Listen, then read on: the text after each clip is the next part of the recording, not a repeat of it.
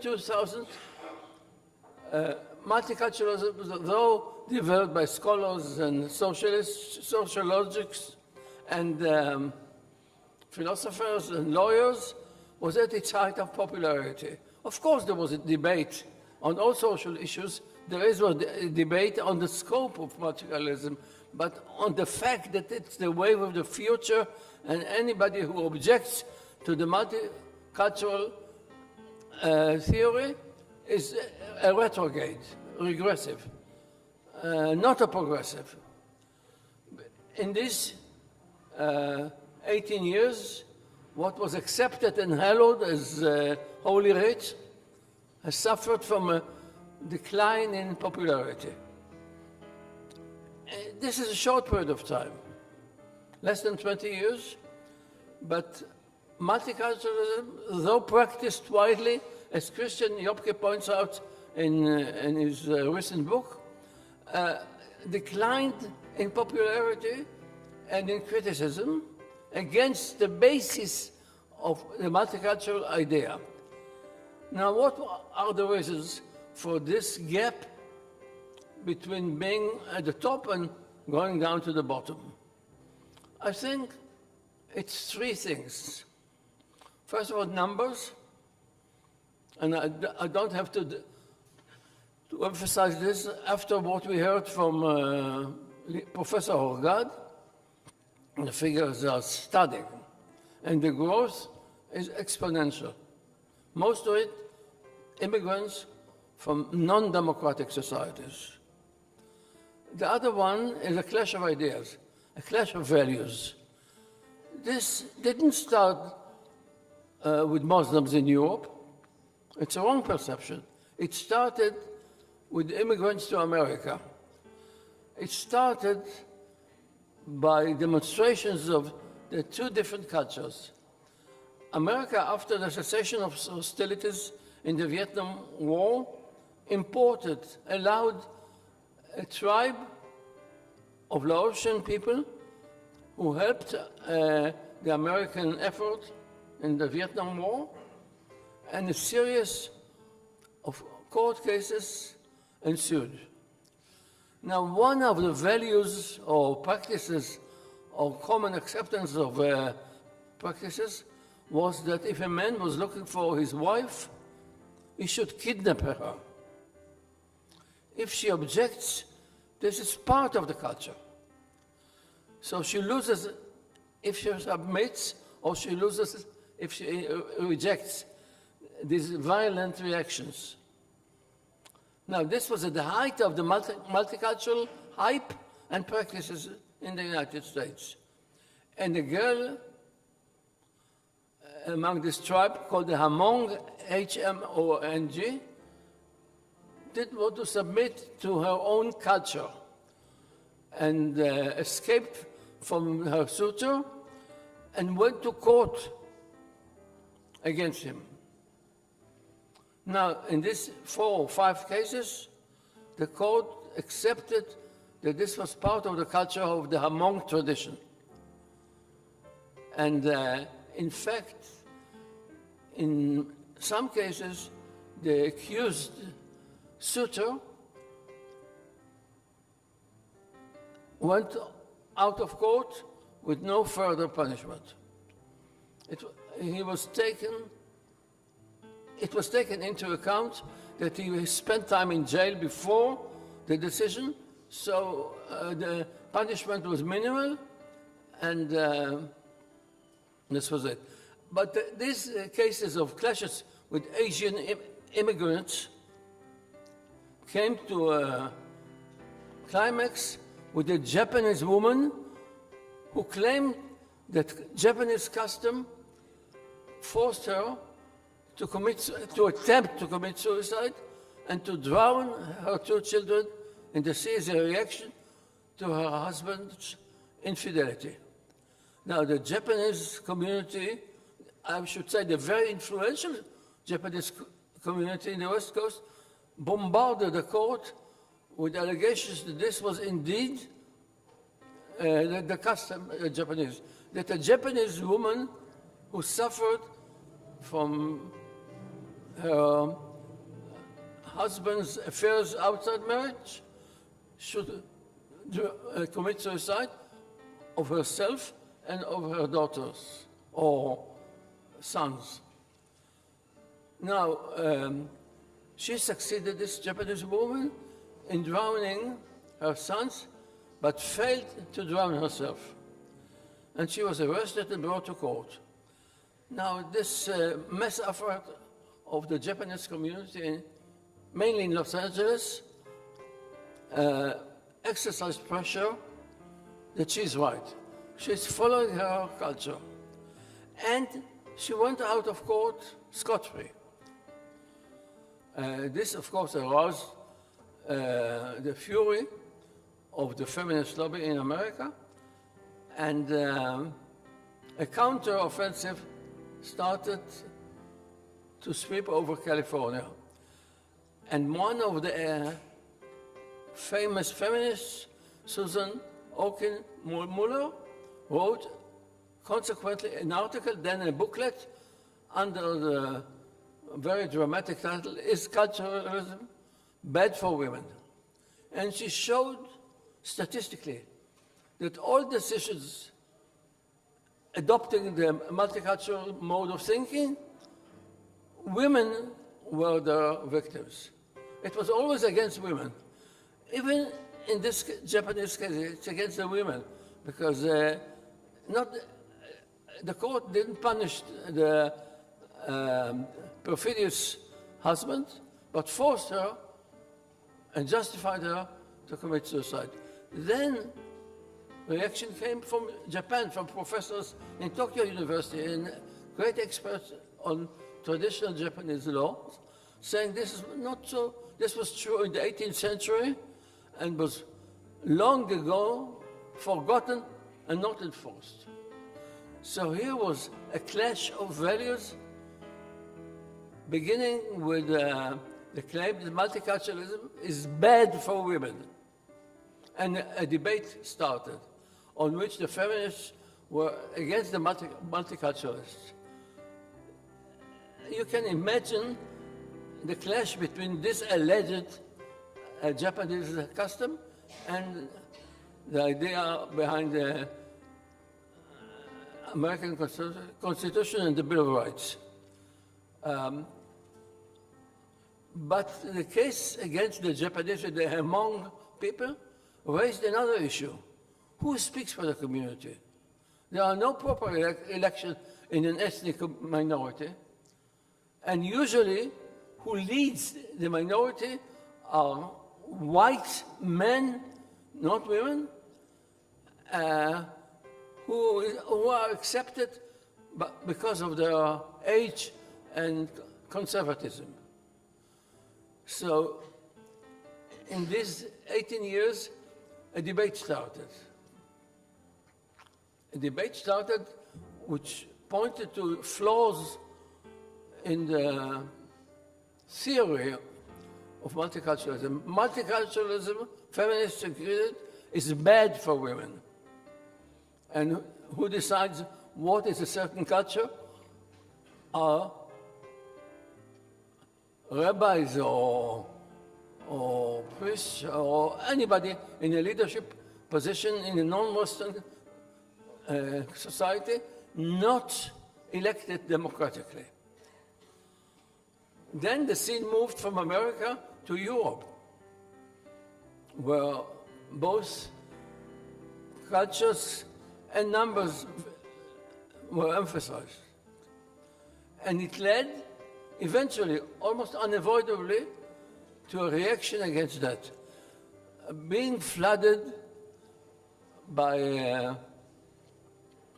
a minority that can become a majority with whom you disagree on basic values like equality between men and women is not a simple thing. I know that they were joined by very conservative, nationalistic, populist elements in European societies. But you cannot turn a blind eye to the difficulty. And the emphasis on numbers grew until the London Economist incorrigibly supporting immigration, said numbers count. Numbers count. It shouldn't be a surge. Immigration should be a trickle, not a flood. And anybody who knows how strong the economists came out for any sort of mass immigration in the past saw changes in public opinion coming. Now, first of all, it was a few journalists and scholars, but then it had political results. I cannot think of a more relevant issue politically nowadays in Europe and in America than immigration, its size, and the clash of values. In Germany, I think it's a catastrophe what happened. I'm sure that the Chancellor Merkel acted out of laudable humanistic reasons and motivations. But the result in the recent election was that Germany's record since the World War ended was that there was no party to the right of the CDU, the CDU. This was a great achievement, which was due to Germany's past and to the threshold of 5%, but it stayed that way since 1945. And there was no change in the policy. And then the tragedy of the people of Syria hit Angela Merkel's conscience, and she declared, whether legally or illegally, that's besides the point, that Germany should accept over 1 million refugees from war-torn Syrian war. The result is that this record of Germany was lost in the last elections. There is a party, not a minor party. In Bavaria, certainly a sizable share of the votes were acquired by this party, the Alternative für Deutschland. And the result can be catastrophic, because Germany is the engine of Europe, and this engine faces great dangers. Not in the split between the Bavarian section of the CDU, but the fact that the CSU lost its traditional majority in Bavaria. But not only Bavaria, because of this political aspect, preceded by criticism of all kinds. Now, first it started like the beginning of multiculturalism, not from government, but from scholars. And I would like to mention the fact that scholars had an immediate impact in the United States, which is traditionally conservative, but also across the board. Very influential were the writings of our friend, Professor Jobke, and the book written by Professor Orgard, which for the first time proposed a revolutionary but not scandalous idea that in certain situations the majority has the same right as a minority. It's as simple as inventing the wheel. And it got accepted. For the same reasons that we have to protect a needy minority, we may have to consider the psychology of a needy majority. And I think the big debate now, let's go back to 2018, that we have the controversial multiculturalism that we wouldn't have in the year 2000. The issue is, first of all, the great achievement of multiculturalism was to introduce two elements. One element is not only tolerance, but deep recognition of the rights of people different from us to continue the tradition. That was a great achievement. The second aspect was it's the duty of the state to protect actively a minority which is disadvantaged, needy, and will not survive with active participation of the state. This was Will Kimlicker's famous dicta, that needy minorities need special protection. And indeed, we know that in Canada, without the special protection of the French-speaking Canadian, French would not disappear, but come down in influence. And we know that many, many minority languages have disappeared. And these language wars, to which Meital Pinto pointed out, have become a big issue. In the Balkans, it's still an issue by the Albanian minority in non-Albanian Macedonia. But the whole concept of liberal and illiberal minorities had to go through a transformation because of this change of heart. First of all, there are minorities which have no clash with the majority on value issues. These are usually the right of the minority to use its own language, of the Austrians in the Italian Tyrol, of the Swedish element in Finland. And this raises a very simple issue, a democratic problem. How can you take in a minority which speaks another language, practices another religion, but doesn't have any quarrel with you on the basic structure of the society, on liberal issues? Indeed, in Finland, the Swedish party participating in the government achieved a special status for the Swedish-speaking element in southern Finland. So this should enter the multicultural debate at all.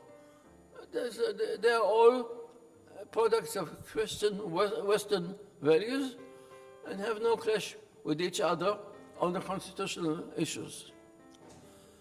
Then there are a very close issue. There are anti-liberal parties sharing a certain patriotism with the majority. Some of these parties, Finland is the best case, can work through the political system to the benefit of their community. The same was true with the Hungarian minority in Slovakia. And the same may be true in the future with the Sami minority in Sweden. They don't debate the constitutional issues. They want equality, protection of human rights, rule of law, etc. Then there is another group which not only influence the majority, but exercise extreme power disproportional to its size. Israel is the best case, but this is true, may be true of other countries who have proportional representation. One of the paradoxes is that proportional representation produces disproportional results. In Israel, the ultra-Orthodox Jews are a minority. Some argue that it's 12%, others argue it's 10%. Some say it's much less than that. But they have used their power to more than protect their interests.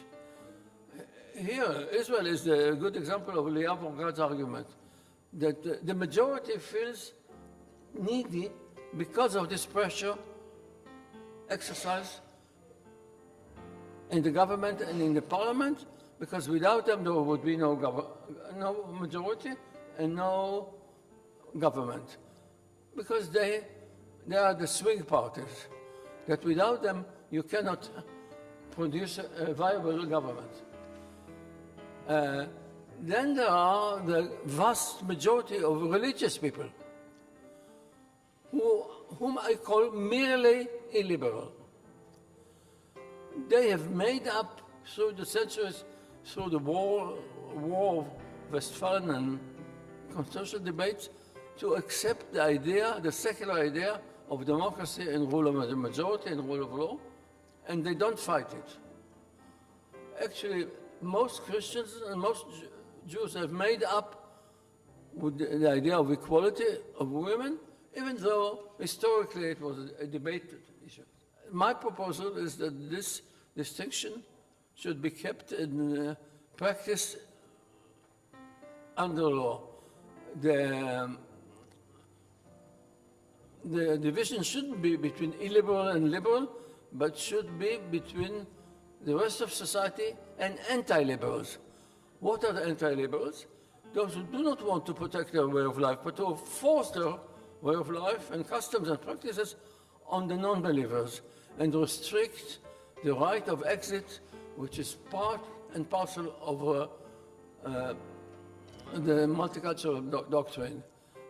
In many countries, the right to exit your community is merely a verbal title, and in practice people are afraid to live their religious or linguistic minority. Thank you very much.